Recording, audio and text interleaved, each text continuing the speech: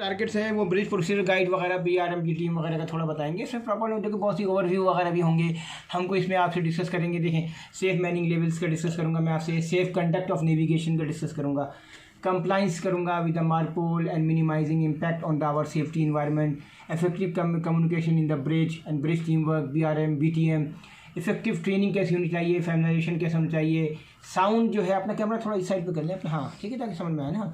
फिर मैं क्या करूँगा, sound shipboard operational procedures, robust practice emergency response, BRM and BTM का कम्बिनेशन कैसे होगा। आप अपना वाला आप अपना कैमरा ऊपर कर लीजिए, हाँ ठीक है। अब सुनिए, ब्रिज टीम के अंदर मास्टर की जिम्मेदारी, थोड़ा आप करीब हो जाइए, थोड़ा सा आप करीब हो जाए, हाँ। So lookout bridge team and master, bridge team leadership, resource management, team work, इन सब की बात करूंगा। देखिए, विजिबिलिटी वगैरह, traffic density activities, various activities occurring sea different sea state level पे, नेविगेशन में क्या मसले मसाइल हो सकते हैं टीएसएस में। उसके अलावा आपको रडार्स का क्या मसला हो सकता है, रडार ख़राब हो गया, एग्जिस ख़राब हो गया तो क्या करोगे, any demands on the navigational watch वगैरह, शिप ऑपरेटिंग रिक्वायरमेंट्स वगैरह का, any other relevant standard procedures वगैरह का डिस्कस करूँगा। मैं डिस्कस करूँगा the performance of the bridge team relies on the good leadership and team work and management. मैं discuss करूँगा importance of the recognise of the BRM BTM और STCW convention का। BTM में ये है, थोड़ा आप इस साइड पे हो जाइए कैमरा लेके, आप ठीक है, हाँ। अब मैं आपसे थोड़ा ऐसे इस साइड पे कैमरा लाएं, ऊपर करें कैमरा, आप आपका कैमरा ठीक है, ताकि किसी रखिए जब मूवी सब दुनिया देखे तो अच्छा लगे। देखें, होता क्या है, any other relevant standard procedure guidelines relating to the watch keeping arrangements of the activities of the vessel, हम इसका डिस्कस करेंगे। The information that should be routinely reported to the captain, the need to be keep to the master fully informed, the circumstances under which the master should be called, कब बुलाना है, when the master is on the bridge, उस वक्त pilot का, duty officer का और उन सब का, कैप्टन का क्या जिम्मेदारी है। Consideration should be given to the circumstances in which it may be appropriate to take control from the officer of the watch, कब लेना है कप्तान को कौन।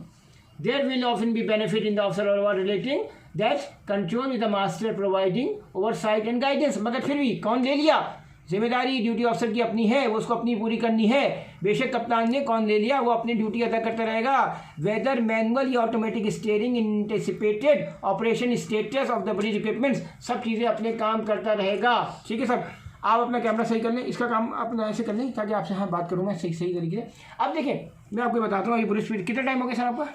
3 मिनट। 3 मिनट, कोई बात नहीं। डिफरेंट क्लैरिफिकेशन भी करूंगा मैं आपसे regarding the actions of the BTM या BRM members with the aim of a better understanding of the bridge team, कि भाई ड्यूटी ऑफिसर को कितने बजे आना है, कौन सी चेकलिस्ट कंप्लाई करनी है, कितने बजे, और हर तरह की चेकलिस्ट को, आपके पास प्लास्टिक कोटिंग हो, अगर कोई चेकलिस्ट कंप्लाई नहीं हो रही है तो फिर आप कप्तान को बुलाएंगे, आप अपने सीनियर ऑफिसर से डिस्कस करेंगे, ठीक है ना। उसके बाद जो है लुकआउट्स, रडार का आपका प्रोसीजर्स, आरपा का प्रोसीजर, अगर किसी को नहीं समझ में आता है, एग्जिस के अलाउंस वगैरह वो पहले से डिस्कस कर लेगा। In order to ensure that the chain of error identified and address as soon as possible and appropriate approach to raising safety concern या any doubt without any fear या ridicule needed a justice culture, आपको फ़ौरन कप्तान को बुलाना है। In case कप्तान available नहीं है तो आपने दूसरे सीनियर ऑफिसर को बुलाए, और अगर आपको फर्स्ट क्लास कोई भी नहीं मिल रहा और आपको शदीद इमरजेंसी है, आप जनरल अलार्म बजाएं। लेकिन ये बड़ी इंपॉर्टेंट बात बता रहा हूँ मैं, डरने की बात क्या है, आपको जहाज बचाना है, नहीं मिल रहा है कप्तान, नहीं मिल रहा है चीफ ऑफिसर, आप अलार्म बजाएं, सब जल्दी है इमरजेंसी ब्रिज पे। आप समझ गए ना, जैसे कोई इमरजेंसी है तो आपको कुछ करना ही पड़ेगा ना। देखिए, ब्रिज प्रोसीजर गाइड्स के ये है मेरे पास, इसके बारे में मेरे पास है मुख्तलिफ चीज़ें, मैं अभी इसको किताब देखता हूँ और इसके बारे में बताऊँगा।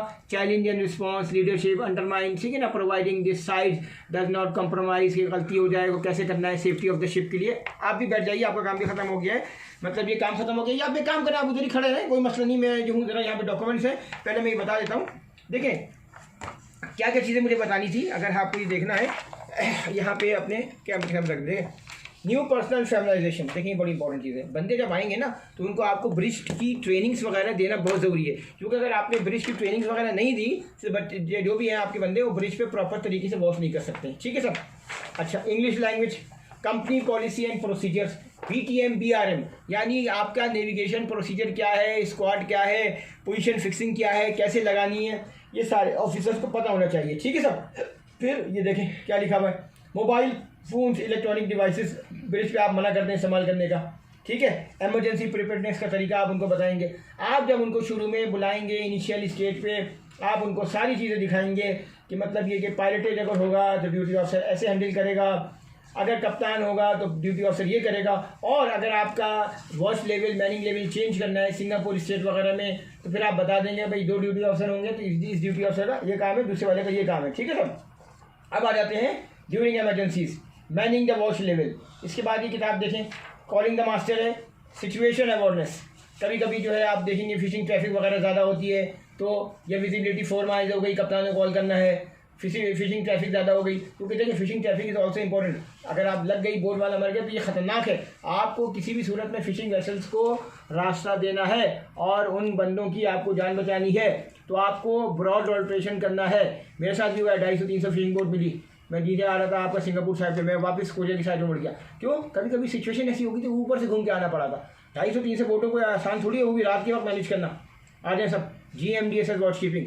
ये देखिए कोर GMDSS का नहीं है मगर ड्यूटी ऑफिसर में एक ड्यूटी ऑफिसर की जिम्मेदारी होती है आपकी, जैसे मेडिकल का है GMDSS का, ये कैसे करना है, एमरजेंसी कम्युनिकेशन को कैसे मॉनिटर करना है, GMDSS के अलार्म, मुख्तलिफ किस्म के डिस्ट्रेस अलार्म वगैरह जहाज पर होते हैं उनको मैनेज करना, कौन सा 5 सेकंड का बटन दबाना है, क्या हमको 3 सेकंड का दबाना है, कहीं आपकी डेजिग्नेटेड डिस्ट्रेस है, कहाँ आपकी अनडेजिग्नेटेड डिस्ट्रेस है, आपको ये सारी चीज़ें पता होनी चाहिए। फिर ये सिंगापुर इस किस्म की जब आप जगह जा रहे होते हैं तो वहाँ का आपको पैसेज प्लानिंग का चार्ट वगैरह भी होता है, वो भी इस्तेमाल करना चाहिए, आना चाहिए। रिपोर्टिंग पॉइंट्स कैसे हैं वो कैसे यूज़ करना है, डेंजरस रिपोर्टिंग, ठीक है ना, सर्च एंड रेस्क्यू इसका डिस्कस करेंगे। रिकॉर्डिंग ब्रिज एक्टिविटीज़, देखें ये बहुत इंपॉर्टेंट चीज़ है। आप ब्रिज पे जो भी काम कर रहे हैं आपकी लॉगबुक में आपको 4 घंटे का हिस्सा है, उसमें आपको प्रॉपर लिखना है। Vessel position check by navaids, compasses compared courses check, ठीक है ना।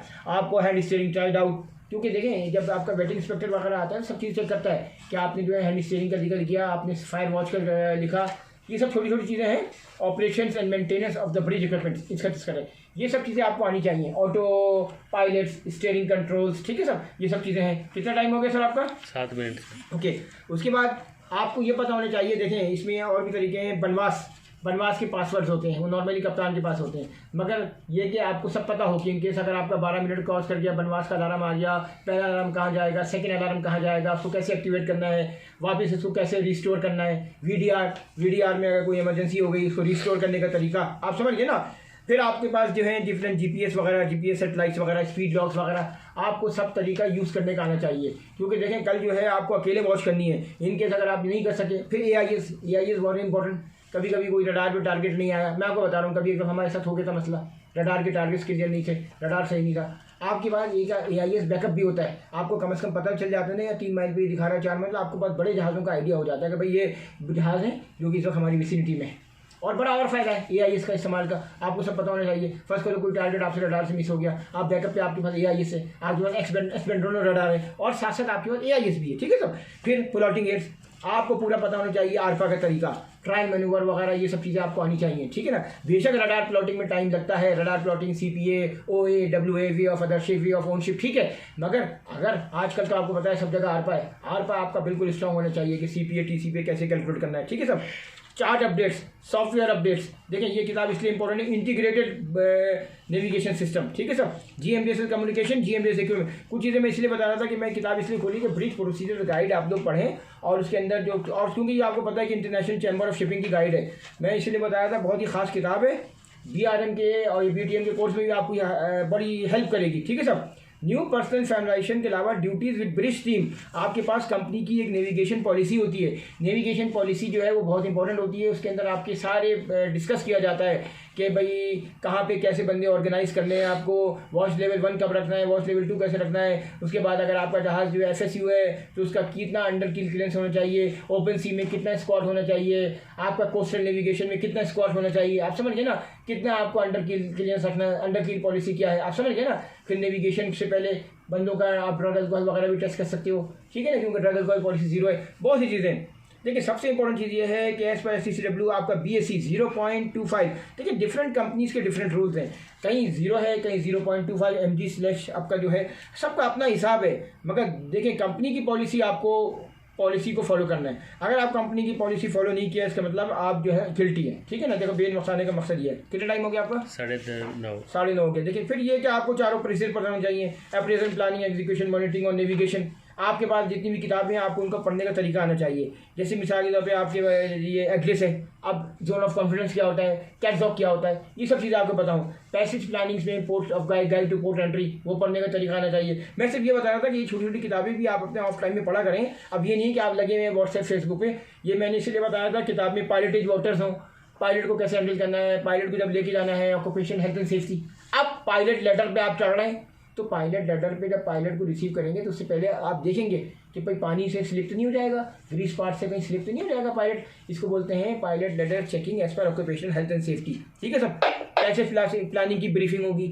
अब जैसे जहाज अप्रोच कर रहा है उससे पहले 2-3 दिन पहले आपने अपने ग्रुप को भी अपने ऑफिसर को बुलाया कि भाई ऐसे, इंजीनियर्स को भी बुलाया 1-2 सीनियर कि भाई हम ये ऐसे अप्रोच करेंगे, हमको इस वक्त जो है इंजन ऐसे चाहिए होगा, इंजन यहाँ हम स्लो डाउन करेंगे तो ये टाइम इतने बजे आएगा, भाई 20 तारीख को इतने बजे आएगा, 26 को हम इतने बजे कॉल करेंगे, 1 घंटे पहले स्टैंड बाई दे देंगे, स्लो स्पीड करेंगे।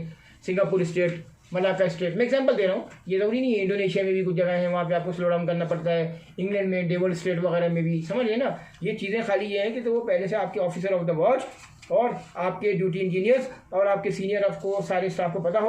और फिर जब अराइवल डिपार्चर होता है तो आप एक छोटी मीटिंग करेंगे कि भाई यहाँ सही, यहाँ पर हमें टक बांधना है, यहाँ पर ऐसे करना है। तो ये सब चीज़ें इंपॉर्टेंट है। कितना टाइम हो गया सर? 11 मिनट। थोड़ा सा और करते हैं। Navigation and control and manoeuvring information, आपको अपनी सारी मैनोवरिंग इन्फॉर्मेशन वगैरह पता होना चाहिए, क्योंकि कल जब पायलट आपके पास आएगा तो आपसे 10 तरह की सवाल करेंगे। As a duty officer, as a कप्तान, आपको एक एक चीज़ की अपने शिप पर्टिकुलर्स Q88 ज़बानी याद होनी चाहिए। काफ़ी चीज़ें होती हैं, वो पता हो कि भाई बीम कैसा है, हाइट कितना है, ये सब चीज़ें ठक ठक उसको बताना पड़ता है। तो आपको पर्टिकुलर्स पहले से रेडी हो, वरना फिर आप परेशान होंगे, टाइम आपका वेस्ट होता है। स्टीयरिंग वगैरह, एमरजेंसी स्टीयरिंग भी ट्राई आउट किया करें। एमरजेंसी स्टीयरिंग भी इसलिए कभी खुदा न खास्ता आपके सारे मेन मसले हो गए तो फिर आपके पास एक ही बैकअप है, आपके ऑफिसर्स को और आपके इंजीनियर्स को भी ऊपर भी आना चाहिए और नीचे का भी तरीका पता होना चाहिए कि भाई हम फॉलोअप पे कैसे डालेंगे, नॉन फॉलोअप पे कैसे डालेंगे। ठीक है ना। एमरजेंसी स्टीयरिंग होगी, टेली मोटर कब बंद करनी है, ठीक है ना, कौन सी मोटर हम ट्राई आउट करनी है। दोनों इमरजेंसी में आप स्टीयरिंग चला के देखें क्या आपका जो है स्टीयरिंग एक काम अच्छी करती है, क्या दूसरी वाली मोटर काम करती है। दोनों में कभी कभी ऐसा होता है कि एक मोटर अच्छी काम नहीं करती है, दूसरी मोटर काम कर रही होती है, तो कम्बिनेशन में आपको मोटर्स अपनी चलानी पड़ती है। बहुत सी चीज़ें हैं जो इसमें डिस्कस है और इसमें तरीके बताए गए हैं। फाइनली बस मैं यही कहूँगा, सब थोड़ा सा टाइम है, हम अपने ऑफ टाइम के अंदर एक व्हाट्सएप की मूवी बनाते हैं ताकि अपने हमारे ऑफिसर वगैरह जो फ्यूचर में आए तो उनको थोड़ा बेसिक पता हो। अदरवाइज सब everything is very good. Thank you very much sir.